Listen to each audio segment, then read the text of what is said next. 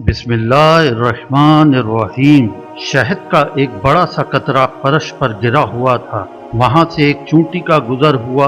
उसने देखा फर्श पर एक शहद का कतरा पड़ा हुआ है। इसने इस शहद की एक चुस्की ली और वहां से जाने लगी। शहद के मीठे जायके ने और इसकी लज्जत ने इसे मजबूर कर दिया कि बस जरा सा एक चुस्की और ले ले।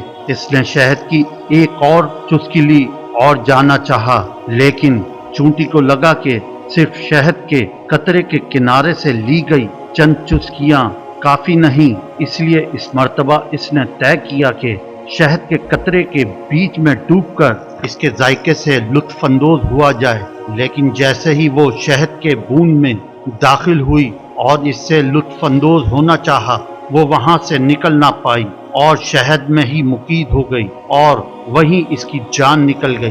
दुनिया की जिंदगी भी एक बड़े से शहद के कतरे की मानिंद है। दोस्तों प्यारे नाजरीन, जो लोग इसकी छोटी सी मिकदार से यानी कि कम चुस्की पर राजी रहते हैं वो कनात पसंद और हमेशा महफूज रहते हैं। जो इसकी मिठास के लालच में और थोड़ा सा हासिल करने में गर्क हो जाते हैं वो तबाह बर्बाद हो जाते हैं। अल्लाह अकबर।